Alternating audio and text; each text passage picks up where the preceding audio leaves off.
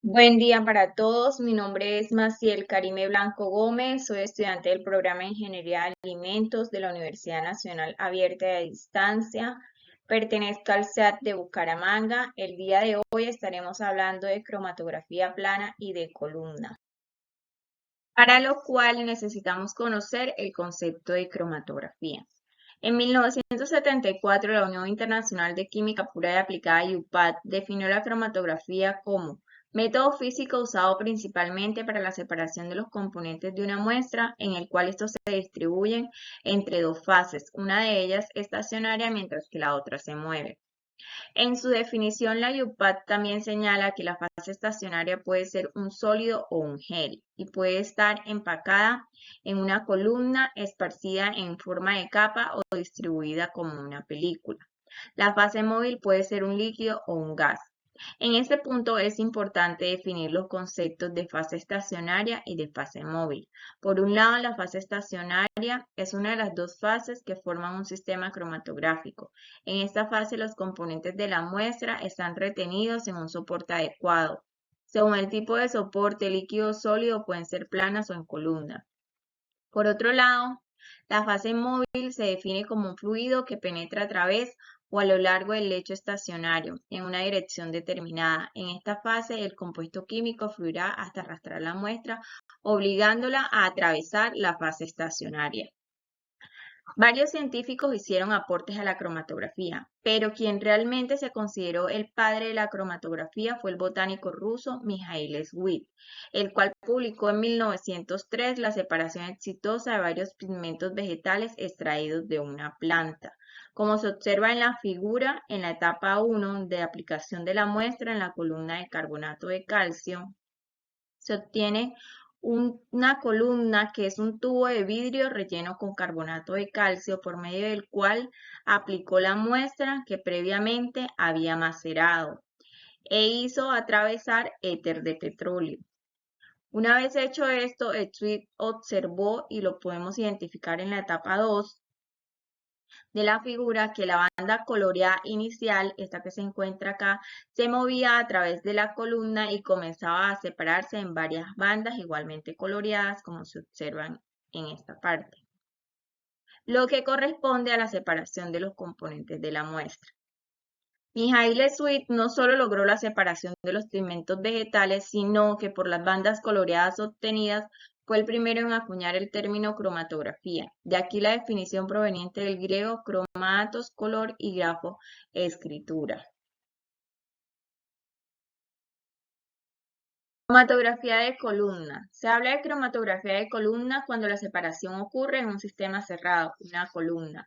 En la figura observamos una columna, un tubo de vidrio o una bureta en el cual se encuentra empaquetada la fase estacionaria. Se adicionó la muestra, seguidamente el eluyente, que corresponde a la fase móvil. En esta parte se observa que la muestra, al contacto con el eluyente y al atravesar la fase estacionaria, se separa en sus componentes. Si lo podemos observar, se separó en este componente verde y en ese componente azul. Los componentes salen de acuerdo a la afinidad que tenga con la fase estacionaria. Estos se moverán a diferentes velocidades. Cromatografía plana. Se llama cromatografía plana cuando la separación se da en una superficie plana y abierta, un papel o una capa delgada. La cromatografía de papel, como hoy se conoce, tuvo sus inicios en los primeros trabajos científicos de separación física reportados por Röntgen en 1855 y Schoenbein en 1861. Estos investigadores aplicaron una mezcla compleja de colorantes en un punto de una hoja de papel filtro e hicieron llegar a este un solvente, observando que la mancha inicial se expandió radialmente, separándose en sus componentes. Como se observa en la figura, se aplica una muestra, tinta o colorante, en un papel, el cual es sumergido en un tipo de solvente, y se observa la separación de los componentes. Clasificación de los métodos cromatográficos. En función del mecanismo físico-químico que rige la separación, se clasifica en cromatografía de absorción, cromatografía de reparto, cromatografía de intercambio iónico y cromatografía de filtración sobre gel. En función de la disposición de la fase estacionaria, se clasifica en cromatografía en columna y cromatografía plana. En función del estado de agregación de la fase móvil, se clasifica en cromatografía líquida cuando la fase móvil es un líquido y cromatografía de gases cuando la fase móvil es un gas. Y en función de los objetivos que la persigan, se clasifica en cromatografía analítica y cromatografía preparativa. Continuamos con las definiciones de los tipos de cromatografía. Cromatografía de absorción. La absorción es un fenómeno superficial que no involucra la formación de enlaces químicos entre el soluto y la fase estacionaria. La cromatografía de absorción se incluye en la clasificación del tipo cromatografía líquido sólido o gas sólido, es decir, cuando la fase estacionaria es sólido y la fase móvil puede ser un líquido o un gas. Como se observa en la figura, la fase estacionaria absorbe los componentes de la mezcla de sustancias que desean separarse, mientras que la fase móvil será la encargada de desorberlos, es decir, arrastrarlos. Las fuerzas más comunes con las que los absorbentes retienen a los componentes de la muestra son las causadas por las fuerzas electrostáticas y de Van der Waals e interacciones dipolo-dipolo. Mientras mayor sea la superficie específica de un sólido, mayor será su poder de absorción.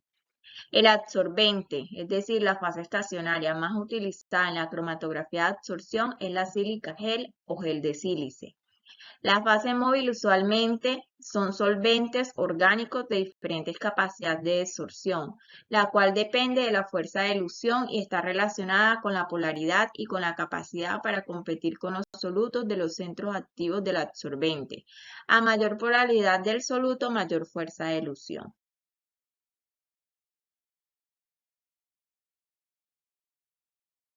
Cromatografía de reparto. El reparto o distribución del soluto tiene lugar atendiendo a su solubilidad que depende de su polaridad. Se fundamenta en el fenómeno de reparto, es decir, en la distribución de una mezcla de solutos, sustancias que se desean separar entre dos fases inmiscibles. La cromatografía de reparto se clasifica en el tipo líquido-líquido o gas líquido, es decir, cuando la fase estacionaria es un líquido y la fase móvil puede ser líquido o gas. Cuando la fase estacionaria es polar, generalmente el agua, y la fase móvil es un solvente apolar, se habla de cromatografía de partición clásica o cromatografía de fase normal. Cuando la fase estacionaria es apolar, se habla entonces de cromatografía de fase reversa, y en este caso la fase móvil ha de ser un solvente polar o al menos de mayor polaridad que la fase estacionaria. Los solventes utilizados en cromatografía de reparto deben tener una solubilidad limitada con la fase estacionaria. En caso ideal, la fase móvil y la fase estacionaria deberían ser inmiscibles entre sí. En la figura se observa la fase móvil, que es un líquido, la mezcla a separar, la fase estacionaria, que es un líquido embebido en un soporte. Los más utilizados en cromatografía de reparto son la sílica gel, polvo de celulosa y el Kelser-Gull. Un tipo de empaque cuyo uso se ha generalizado en la actualidad es la llamada cromatografía de fase ligada o cromatografía de fase químicamente unida, que consiste en unir químicamente determinados grupos funcionales al soporte. Se observa la cuba cromatográfica y la dirección de migración de la separación de los componentes. Cromatografía de intercambio iónico. Los intercambiadores iónicos son compuestos orgánicos sintéticos llamados resina, que como se observa en la figura poseen cargas positivas correspondientes a resinas aniónicas y cargas negativas para las resinas catiónicas. Y estas están unidas a contraiones lábiles de cargas opuestas. Así, para la resina aniónica los contraiones lábiles son negativos y para las resinas catiónicas los contraiones lábiles son positivos. Estos contraiones son desplazados con facilidad por los iones de la muestra, los cuales interaccionan con la resina y ocupan sus centros activos positivos o negativos luego de intercambiarse con los contraiones. La interacción que tiene lugar en este tipo de cromatografía es de naturaleza iónica, es decir, los componentes de la mezcla que se desean separar tienen que estar en forma de iones cargados. La cromatografía de intercambio iónico en función del estado de agregación y de la fase móvil y la fase estacionaria se clasifica como cromatografía líquido-sólido.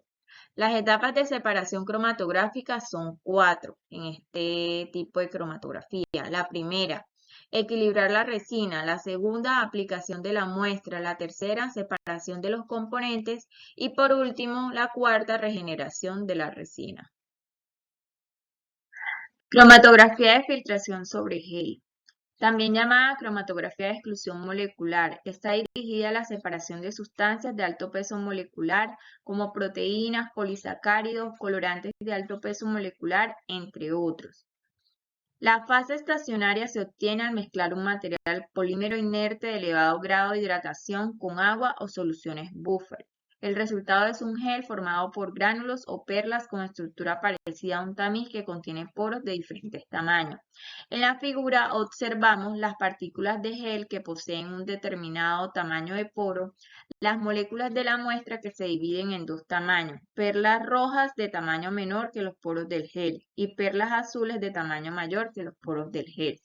Según el mecanismo de separación y en la figura se observa que las moléculas de alto peso molecular, las perlas azules, no pueden penetrar en los poros del gel, por lo que se dice que son excluidas y se mueven libremente a través de la fase acuosa entre los espacios interpartículas, mientras que las de tamaño inferior al de los poros, las perlas rojas, se introducen en estos y ven obstaculizado su paso a través del gel, por lo que su avance a través de la columna se retrasa, lo podemos observar en esta figura.